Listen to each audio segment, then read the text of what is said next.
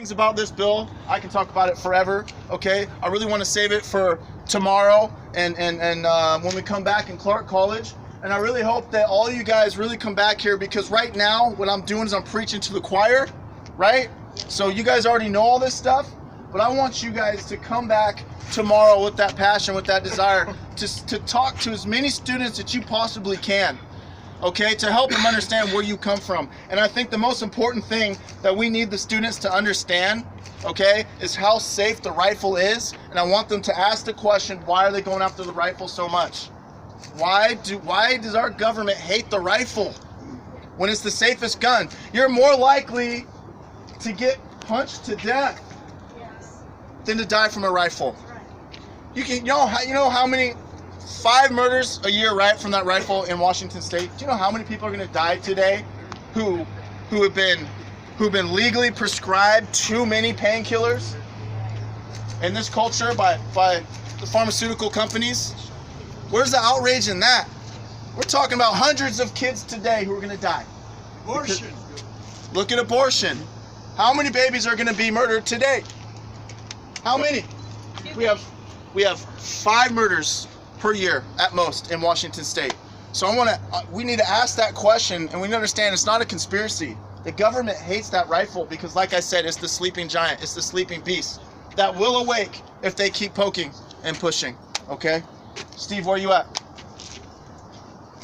Steve, come on, get up here. Steve's gonna say a couple things.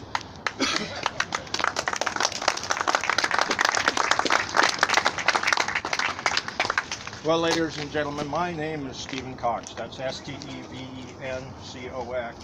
I know most of you are going to either misquote or misrepresent me in my speaking today. I want to be brief, and I want to first say that Bob Knight, the president of this college, is a personal friend of mine. He is also a comrade in arms. We served together. I will never say anything disparaging about that man. He's doing an outstanding job with this college.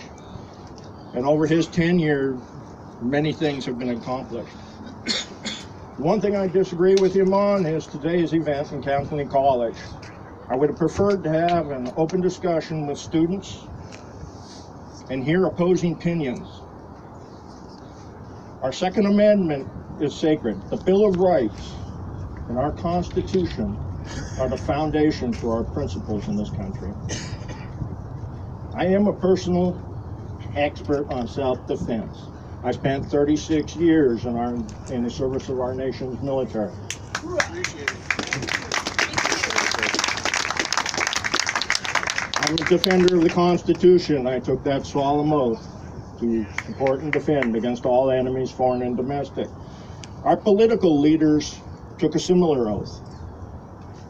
And how they would easily remove the individual's right from self-defense is beyond me. It's unfathomable. Everyone who chooses should have a right to own a firearm. Everyone who chooses to own any kind of firearm, it's their business and nobody else's. That's right. Absolutely. Our Constitution is founded upon the individual rights and freedoms, not the collective. Doesn't matter if you don't want to own a weapon. That is fine. Don't own one. But you cannot refuse us the right to own a firearm and decide which type of firearm we wish to own. I had no intention of getting up here. I have no prepared text. I'm speaking off the cuff here. I have 3 times in my life had to draw my weapon in self-defense in America. Once I was able to apprehend two criminals who had broken into my residence. Got them red-handed. Turned them over to the sheriffs. They had the goods from many of the thefts that had occurred in that neighborhood over the past 6 months. Clark County Sheriff was very happy. Second time I drew a firearm was in Houston, Texas. In my backyard, somebody was trying to break in. They ran. Third time I drew a firearm, the two-time felon with a warrant out for his arrest, high on heroin, methamphetamine, and every sort of opiate known to man, decided he was going to take my gun away. He did not survive that encounter. And for that I am not proud. I'm deeply troubled. But I want you to know, with my choice to survive, and without the ability to arm myself, I would have been denied that right, and a man half my age would have killed me. I'm 61 years old. I'm not a scrapper. I'm a retired Army officer. My best weapon is my mind. There was no negotiating. I was in a life or death struggle. I want you to know I would do the same thing again, regrettably. Please do not deny us our rights.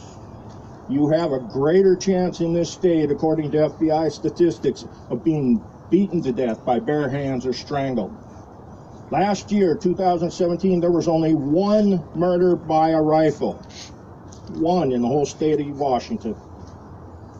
How many of you were aware of that? One. Stay informed, folks. There's a lot of misinformation out there. Stay educated. Stay aware. Stay safe. Or as we say in the industry, stay frosty, my friends. Thank you, Joey. Thank you. Hey, before the next guy goes too, also, if there's anyone here who's in opposition of 1639, we'd like to hear your points. I'll give you a couple minutes, okay? Cool. I mean, I'm sorry, if there's anyone here who wants to vote yes on 1639. Where's Tiny at? He went that way.